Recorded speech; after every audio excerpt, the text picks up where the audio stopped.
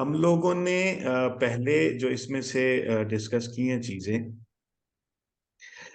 वो है ERP as a journal as a whole, और उसके साथ कौन कौन से मेजर मॉड्यूल्स जो होते हैं वो under the umbrella of ERP काम कर रहे होते हैं। इसके अलावा हमने ये चीज भी डिस्कस की है कि ये वाले मॉड्यूल एक दूसरे से किस तरह से इंटरेक्ट करते हैं, और इनकी इनकी एग्जिस्टेंस जो है वो आपकी ऑर्गेनाइजेशन के डिफरेंट लाइक डिपार्टमेंट्स के अंदर होती है। जैसे सीआरएम जो है वो सेल्स डिपार्टमेंट में ही होगा, परचेज परचेज डिपार्टमेंट में होगा, so on and so fourth. ये इसकी लाइक कंपोजिशन होती है, और इस तरह से मॉड्यूल। इसके साथ साथ हमने अब एक एज ए जर्नल तो कर लिया। अच्छा, सीआरएम हमने इन डिटेल इसको हमने डिस्कस कर लिया, और ये किस तरह से सीआरएम आपका वर्क करता है और किस तरह से ये आपको आपको फायदा पहुंचा सकता है। इसके अलावा हमने परचेज मैनेजमेंट सिस्टम को भी डिस्कस कर लिया कि आपका जो परचेज साइकिल होता है आपकी ऑर्गेनाइजेशन का, एज पर जर्नल रूल, इससे ज्यादा भी हो सकते हैं, कम भी हो सकते हैं, लेकिन एज ए जर्नल जो परचेज का एक मैकेनिज्म होता है किसी ऑर्गेनाइजेशन में, वो इस तरह से होता है। ये भी हमने डिस्कस लिया। अब नेक्स्ट आ गया हमारा सेल्स, सेल्स एंड इनवाइसिंग। अब सेल एंड इनवाइसिंग में क्या मामला है?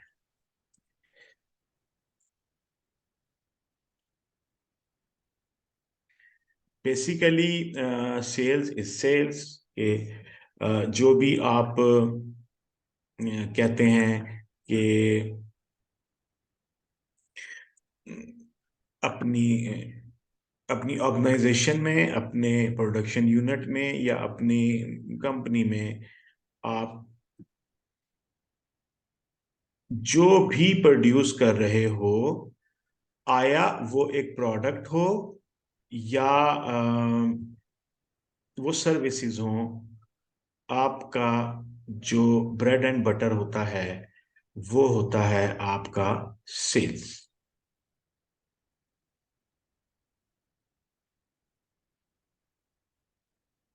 सेल्स एंड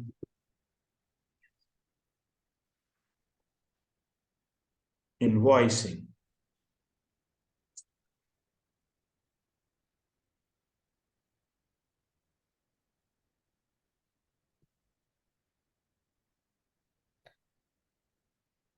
सर ये जो स्कूल के प्रोजेक्ट होते हैं स्कूल्स वगैरह के अंदर, सर इस तरह का कोई आइडिया नहीं है प्रोजेक्ट बनाने का? आइडिया आइडिया है, क्यों नहीं है, चाहिए क्या? सर महंगा एक ये भी बना लेते। स्टार्ट रिज्यूम करते हैं कि sale and invoicing, sale and invoicing का भी एक प्रॉपर वर्क फ्लो होता है, और it depends on, it varies company to company. तो अब यहां से हम जो कहानी स्टार्ट करेंगे वो कहानी इंटरेस्टिंगली, तुम देखो कि हम स्टार्ट कर रहे हैं कहाँ से। हम स्टार्ट करेंगे लाइक, थोड़ा सा नीचे कर लूं,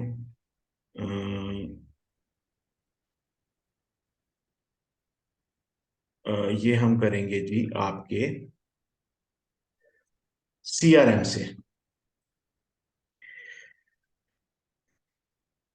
hair what exactly happening, CRM के अंदर लीड जनरेट होती है, ठीक, और लीड कन्वर्ट होती है अपॉर्चुनिटी में। और ये आपको पता है कि जी लीड क्या होती है और अपॉर्चुनिटी क्या होती है, ये तो क्लियर है ना बात आपको? हाँ जी सर। ठीक है। अब अपॉर्चुनिटी कन्वर्ट होती है आपकी कोटेशन के अंदर, राइट? तो अब क्या हुआ जब कस्टमर ने, इसको कहते हैं start closing the lead. Lead close होने का मतलब है कि आपकी सेल्स कंफर्म हो गई, कंफर्म होना शुरू हो गई। ठीक है, अभी भी एक पॉइंट है जो कि रहता है, उसके बाद कंफर्म होगी। वो पॉइंट क्या है कि जब भी सीआरएम के अंदर कोई भी लीड आपकी प्रोसेस हुई किसी कांटेक्ट के साथ या किसी अकाउंट के साथ, तो उसके जवाब में आपके आपके सिस्टम के अंदर सीआरएम जो है वो दे देता है सेल्स को कि भाई ये वाली लीड मेच्योर हो गई है, और अब आप इसको लाइक प्रोसेस करना स्टार्ट कर दें। तो प्रोसेस करने का पहला स्टेप है आपका कोटेशन।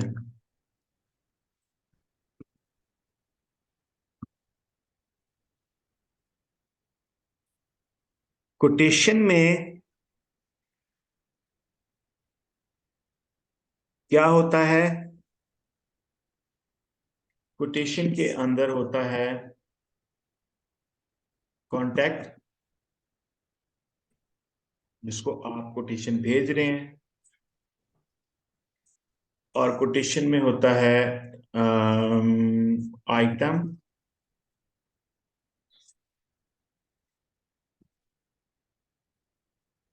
कौन सा आइटम आप बेच रहे हैं। और एक आइटम हो या एक से ज्यादा आइटम हो, इट डजेंट मैटर, एक कोटेशन में एक से ज्यादा आइटम हो सकते हैं। बल्कि मैं एक काम ये करता हूं कि आइटम्स, ठीक है, आइटम्स, और आइटम्स के बाद इनकी क्वांटिटी, क्वांटिटी के बाद इनकी यूनिट प्राइस, हर आइटम की यूनिट प्राइस क्या, एक कितने का, और ये है इसकी टोटल प्राइस, आइटम को टोटल प्राइस, और आपका ग्रैंड टोटल, और आपकी पेमेंट टर्म्स। हाँ, पेमेंट टर्म्स का आपको पता है बताने की? अगर नहीं पता तो मैं दोबारा बता देता हूँ।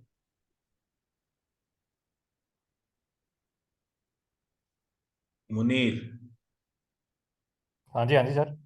पेमेंट टर्म का पता है क्या होती है? पेमेंट टर्म का नहीं सर। अ, अच्छा, ये कॉन्टैक्ट का पता है क्या होता है? हाँ जी सर, ये तो पता है। आइटम का पता है क्या होता है? हाँ जी, आइटम जो हम सेल कर रहे हैं सर वो। ठीक है, एक आइटम या एक से ज्यादा आइटम, ठीक है। हाँ और जी। क्वांटिटी क्या हुई? मकदार, कितनी हाँ, क्वांटिटी में हमने कितनी क्वांटिटी में हम दे रहे हैं, भले वो केजी में हो या वो यूनिट, वो कोई पर पीस हो, जो भी हो, ठीक है। हाँ जी। और ये यूनिट प्राइस क्या होती है? यूनिट प्राइस का नहीं पता सर। यूनिट प्राइस होती है कि आइटम है, फॉर एग्जाम्पल सरिया है, ठीक है। हाँ सरिया, जी। सरिया कितने में बिकता है? केजीज में, केजीज में है, केजीज में बिकता है, ग्राम में बिकता है या टन में बिकता है, ठीक है। तो यहाँ पर यूनिट प्राइस होगी 1 किलो की, क्या प्राइस है? ठीक हो ओके। गया सर, ठीक। और और ठीक। और आइटम टोटल प्राइस कितनी हुई तो कि? आइटम टोटल मिसाल के तौर पर अगर हमने 20 केजी लिया है, हाँ, तो बी, उसका बी, टोटल। उसका टोटल, एक केजी 2 रुपए का है, तो 20 केजी 40 रुपए का होगा। 40 रुपए का होगा। ठीक है, ये होगी टोटल प्राइस। और ग्रैंड टोटल क्या हुआ? एक से ज्यादा आइटम्स की जितनी भी प्राइस बनती है उसका एक टोटल बनेगा, ठीक है। ठीक हो गया। आप एक से ज्यादा आइटम बेचते हैं, आपने उस कोटेशन में एक से ज्यादा आइटम्स लिख दिए, एक आइटम भी लिख सकते हैं लेकिन एक से ज्यादा लिख दिए फॉर एग्जांपल, तो उसका पूरे का I mean item total price का जो टोटल होगा वो ग्रैंड टोटल होगा इस कोटेशन का। ठीक हो गया। ठीक हो गया। अब इसके बाद आ गई पेमेंट टर्म। पेमेंट टर्म क्या मतलब हुई? कि पेमेंट सर आपने किस तरीके से करनी है यही? हाँ, क्या क्या क्या होते हैं तरीके? कैश भी होता है, डेबिट भी होता है, दूसरा क्या कहते हैं उसको? ठीक है। यही एक चीजें। तो देखो, एक पेमेंट टर्म्स क्या होती हैं। एक तो पेमेंट टर्म हो गई आपकी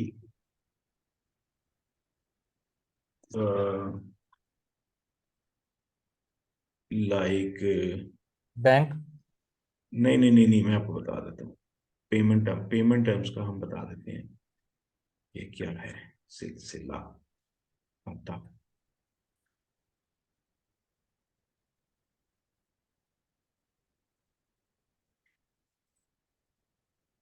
नंबर वन, इसको हम थोड़ा सा छोटा कर लेते हैं। नंबर वन हो गई, अम, ये हो गया mode of payment.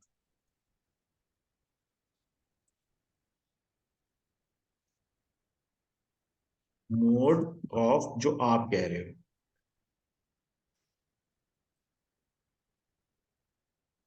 Mode of payment मैं लिख देता हूँ। मोड ऑफ पेमेंट हो गई जी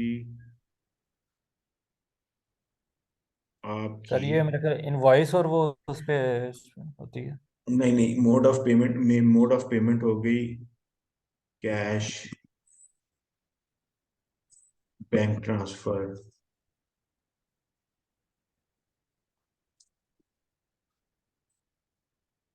ठीक है, चेक,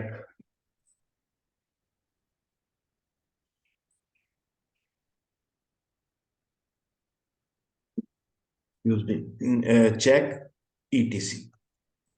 ठीक है, जो आप कह रहे हैं। दूसरी क्या हो गई? Terms.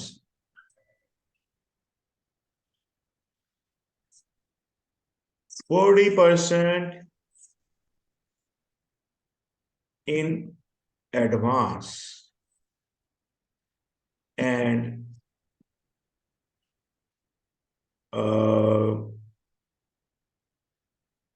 40% in advance and remaining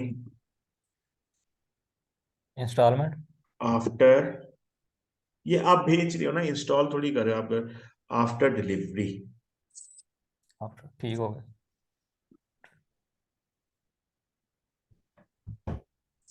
ठीक हो गया। ये हो गई payment number, payment term number one.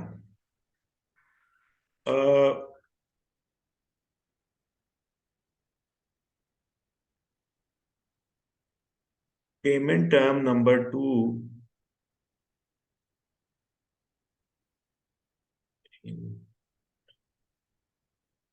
यहां पे करते हैं।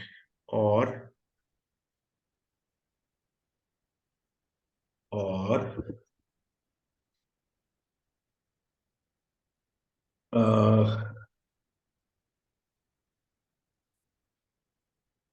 45 डेज क्रेडिट। ठीक है, और 45 डेज अरे इसका क्या क्रेडिट मतलब होता है ये 45 हैविंग। Days credit? ये अक्सर देखा भी है। मैं देखता हूं, मैं बताता हूँ। 45 days credit having post dated cheque.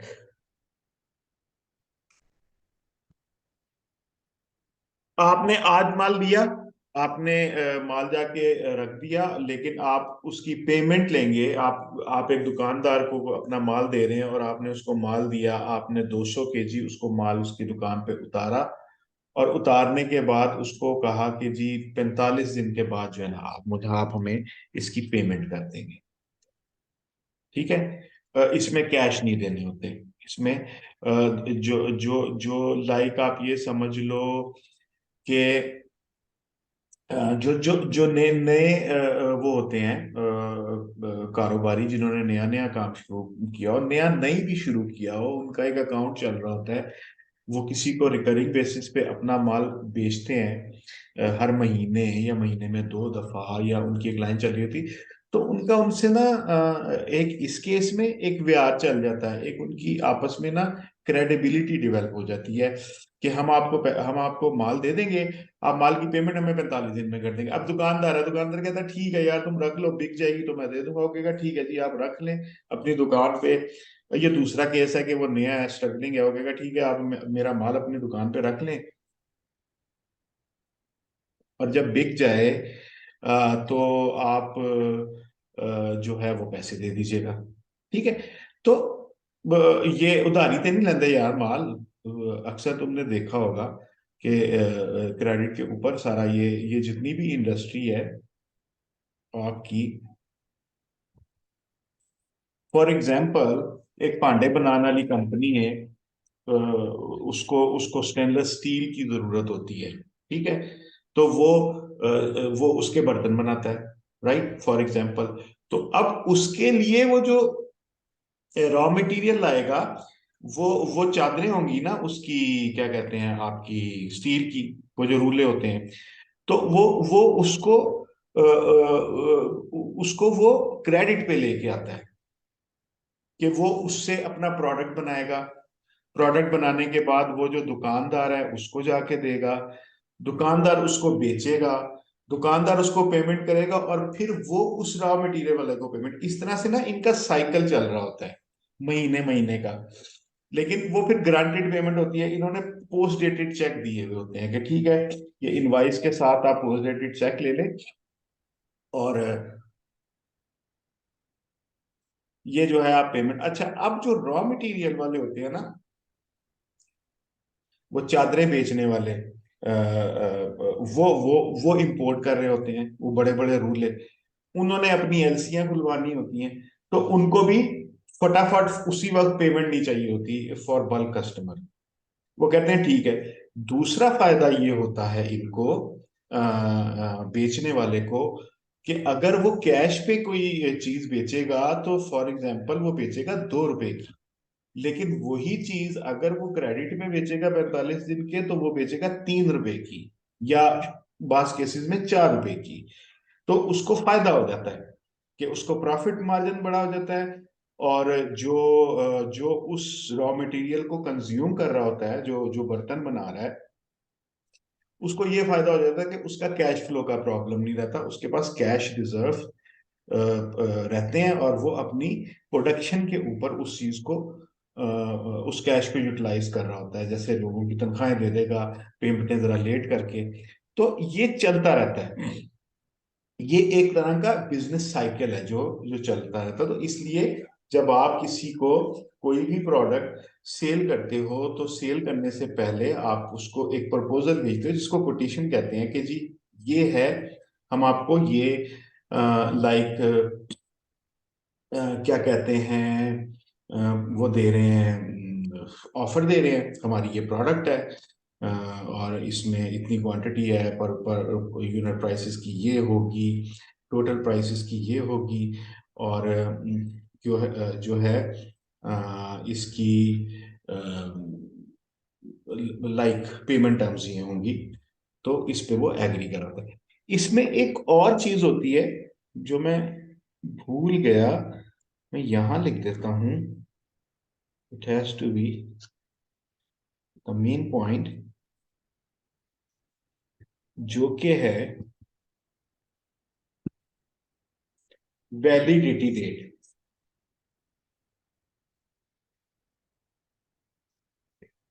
कि ये जो कोटेशन आपने भेजी है, ये आप इसकी वैलिडिटी है, जैसे अगर 5 तारीख को भेज रहे हो, तो जी 15 तारीख तक की वैलिडिटी है, 15 के बाद ये वाली कोटेशन वैलिड नहीं होगी, जिसमें अगेन जो है वो रेट फ्लक्चुएट हो गए, डॉलर का रेट बढ़ गया, और रॉ मटेरियल महंगा हो गया, तो इसलिए वो पहले से बाइंड कर लेते हैं कि जी ये कोटेशन की के अंदर वैलिडिटी डेट भी होती है, कि इस कोटेशन की वैलिडिटी डेट ये है कि इस तारीख तक आपने ये इस कोटेशन के अगेंस्ट हमें जो है वो परचेज ऑर्डर देना है, और फिर हम आप ये वाली टर्म्स जो है और ये वाला रेट जो है वो आपके साथ हमारा एग्री होगा।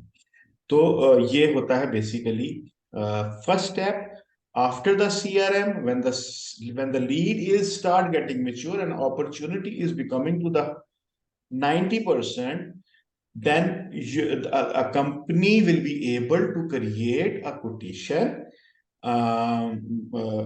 so that they will start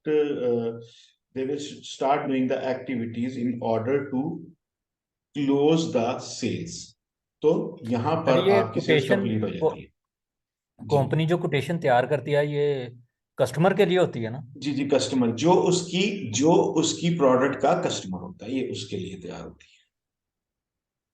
इसको आप प्रपोजल भी कह सकते हो उसको, लेकिन इन अकाउंटिंग बुक्स में इसको कोटेशन कहते हैं, जो कि मार्केट का नाम है। राइट। ठीक हो गया। ठीक है, आज के लिए हम इतना ही करेंगे, और फिर हम कोटेशन से आगे चलेंगे रिमेनिंग उसमें। और वो कोड वाली चीज जो है वो मैं आपको भेज दूंगा, जैसे मैंने आपको कही थी। ठीक है। सर वो पासवर्ड और वो दूसरा लॉगिन आईडी भी। हाँ, सब कुछ दे दूंगा। राइट। चलिए ठीक, ठीक हो ओके। गया। ओके, खुदा हाफिज।